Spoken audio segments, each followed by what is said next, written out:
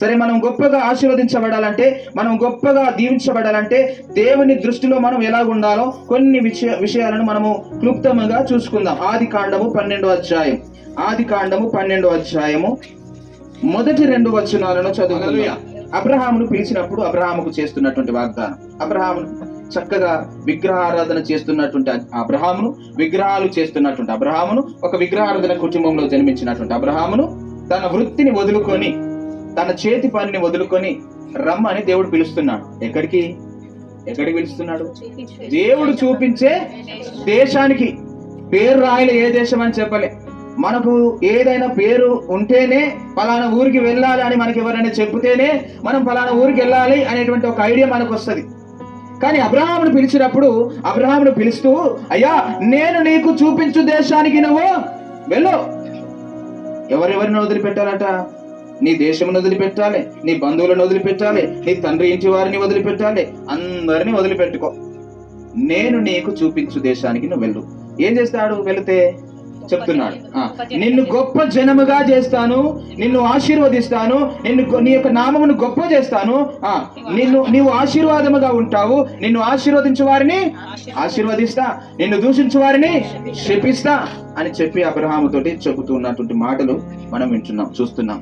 అంత మాత్రమే కాకుండా ఏమన్నటువంటి సమస్త జనులు, వంశములందరూ కూడా నీ అందు ఆశీర్వదించబడును. హల్లెలూయా. అబ్రహాముకి ఇస్తున్నటువంటి వాగ్దానం, అబ్రహామును పిలుస్తున్నటువంటి పిలుపు. దేవుడు మనల్ని ఆశీర్వదించాలంటే, మనల్ని చాలా గొప్పగా దీవించాలని అంటే మనము ఏమేమి కలిగి ఉండాలో త్వరగా నేను చెప్తా. మొదటిగా మనము దేవుని యొక్క ఆశీర్వాదము పొందుకోవాలంటే, దేవుడు మనల్ని గొప్పగా ఆశీర్వదించాలంటే, మనల్ని గొప్ప చేయడం ఆయన చూస్తున్నాడు కాబట్టి, గొప్పగా మనం ఉండాలని కోరుతున్నాడు కాబట్టి, అయితే మనం మొదటిగా విధేయతను కలిగి ఉండాలి. ఏం కలిగి ఉండాలి? విధేయతను కలిగి ఉండాలి. అబ్రహామును దేవుడు పిలిచినప్పుడు ఎక్కడికి ప్రభువా అని అడగలే, ఎందుకు ప్రభువా అని అడగలే, నేను ఇప్పుడు రాను ప్రభువా అని చెప్పలే, నాకు చాలా పని ఉన్నది ప్రభువా అని చెప్పలే, ఏమి సాకులు చెప్పలే. ఎప్పుడైతే దేవుడు వచ్చి స్వరం వినిపించి పిలిచాడో వెంటనే అన్ని వదులుకొని వెళ్తూనే ఉన్నాడు. ఆయన స్వరమును విన్నాడు, వెళ్తూనే ఉన్నాడు. ఎక్కడికంటే అక్కడికి వెళ్తూనే ఉన్నాడు. చీకటి పడుతుంది, గుడారాలు వేసుకుంటున్నారు, ఉంటున్నారు, జీవిస్తున్నారు, రాత్రి పడుకుంటున్నారు, మరలా ఉదయం లేచి మరలా ప్రయాణమై వెళుతూనే ఉన్నారు. ఆగుమనేదాకా వెళ్తూనే ఉన్నారు. హల్లెలూయా. ఆగుమనేదాకా వెళుతూనే ఉన్నారు.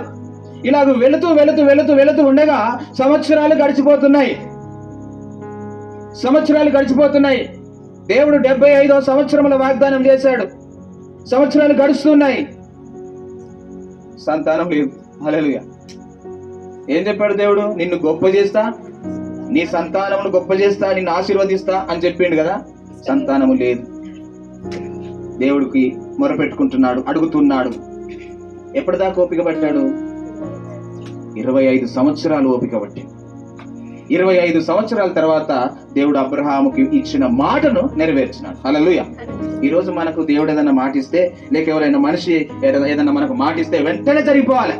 లేకపోతే అబ్బో మనం ఊకునేది లేదు కదా. నువ్వు మాటిచ్చి నువ్వు తప్పిపోతున్నావు, నువ్వు ఇట్లా అంటావు, నువ్వు అట్లా అంటావు, మనం ఎన్ని మాటలు అంటామో.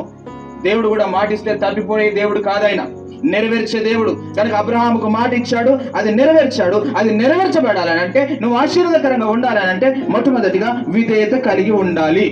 ఏం కలిగి ఉండాలి? విధేయత కలిగి ఉండాలి. మరి ఎందుకు కలిగి ఉండాలి మనం విధేయత? యేసు ప్రభు ఉన్నాడా అని అంటే ఉన్నాడు. ఏప్రిల్కి రాసిన పత్రికలో 5వ అధ్యాయం 8వ వచనంలో మనం చూస్తే అక్కడ యేసు ప్రభు గురించి మాట మనం చూస్తూ ఉంటున్నాం. చదువుతారా? ఏప్రిల్కి రాసిన పత్రిక 5వ అధ్యాయం 8వ వచనం. ఆయన కుమారుడయుండి తాను పొందిన శ్రమల వలన విధేయతను నేర్చుకున్నాడు. హల్లెలూయా.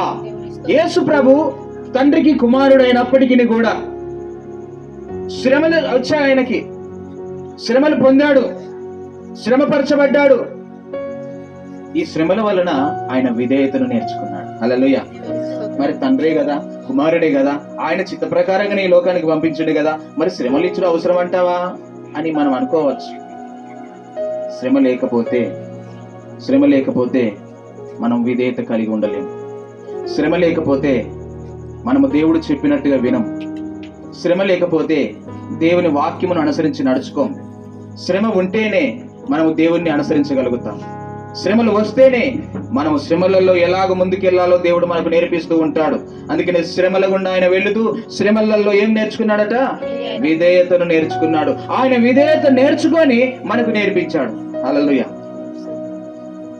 మనల్ని విధేయుడిగా ఉండమని చెప్పాడు. ఆయన సాత్వికుడిగా ఉన్నాడు, విధేయుడిగా ఉన్నాడు, మనకు నేర్పించాడు. మనం విధేయులుగా ఉండాలి. ఎందుకు ఉండాలి? దేవుని యొక్క ఆశీర్వాదం మనకు రావాలి. దేవుడు మనల్ని ఆశీర్వదించాలి. దేవుడు మనల్ని గొప్ప చేయాలి. ఆయన చెప్తున్నాడు, యెహోషువతో అంటున్నాడు, నేను నిన్ను గొప్ప చేయ మొదలు పెడుతున్నాను ఇప్పటి నుంచే.